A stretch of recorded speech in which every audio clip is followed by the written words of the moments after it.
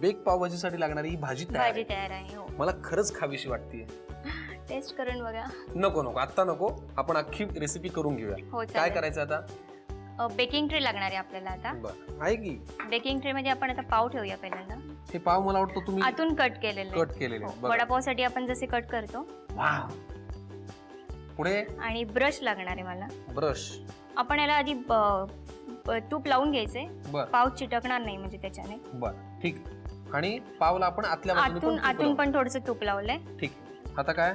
आता आपल्याला चीज टाकायचंय असं भरपूर थोडं. हो, भरपूर म्हणजे तुम्ही बघा आता माझा हात चीजच्या बाबतीत. आणि आता काय? आता भाजी भरायची याच्यात. तिथेच तिकडेच. आता बंद करायचं.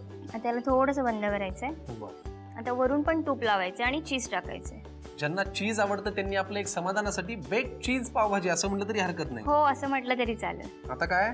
आता वरून चीज आणि कोथिंबीर थोडस असं इकडे, म्हणजे बेक केल्यावरती असं खाली असं. आणि काय? कोथिंबीर वर. आता याला आपल्याला हे पण करून घेऊ ना मग. तुम्ही फक्त तुमचंच केलं, माझं कोण करणार? नाही नाही, हा तुमच्यासाठी, तो माझ्यासाठी. अच्छा, पण ठीक आहे. याला तूप लावले, त्याच्यात चीज घालायचंय. आता भाजी घालायची. आता बस तूप लावून घ्यायचं. तूप लावून वरून चीज घालायचंय.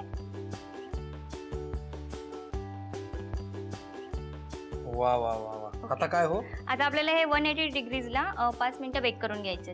फक्त 5 मिनिटं? फक्त 5 मिनिटं, मग आपली डिश रेडी होणार. मला बोलता येत नाही, एवढं पाणी आलंय माझ्या तोंडामध्ये. क्या बात. 5 मिनिटं वाट बघायची, आपण खाणारच आहोत. परफेक्ट. 180 डिग्रीला आपण 5 मिनिटाला बेक करून घेऊया, मग तयार होईल बेक पावभाजी. पटकन लिहून घ्या मंडळी साहित्य आणि कृती. बेक पावभाजी करण्यासाठी लागणारे साहित्य: पाव, कोबी, उकडलेले बटाटे, उकडलेले वाटाणे, टोमॅटो प्युरी, चीज, कांदा, टोमॅटो, गाजर, तूप, कोथिंबीर, आलं लसूण पेस्ट, हिरवी मिरची, गोडा मसाला, पावभाजी मसाला, धणेपूड, लाल तिखट, हळद आणि मीठ. कृती: प्रथम एका फ्राईंग पॅन मध्ये 3 चमचे तेल गरम करून त्यामध्ये कांदा, 1 चमचा आलं लसूण पेस्ट, कोबी, वाटाणे, गाजर, टोमॅटो आणि मीठ घालून पॅनवर झाकण ठेवून मिश्रण वाफवून घ्यावं. मिश्रण वाफवल्यानंतर त्यामध्ये हळद, लाल तिखट, पावभाजी मसाला, धणेपूड, गोडा मसाला आणि हिरव्या मिरच्या घालून मिश्रण एकत्र करून घ्यावं. एकत्रित मिश्रणामध्ये टोमॅटो प्युरी, उकडलेले बटाटे, तूप, मीठ आणि कोथिंबीर घालून मिश्रण एकजीव करून घ्यावं. एका बेकिंग ट्रेला तूप लावून घ्यावं. नंतर पावाच्या आतमधील भागाला तूप लावून त्यावर चीज, तयार भाजी आणि कोथिंबीर घालावी. ओव्हन मध्ये 180 डिग्रीला 5 मिनिटं डिश बेक करून घ्यावी आणि सजावट करून सर्व्ह करावी.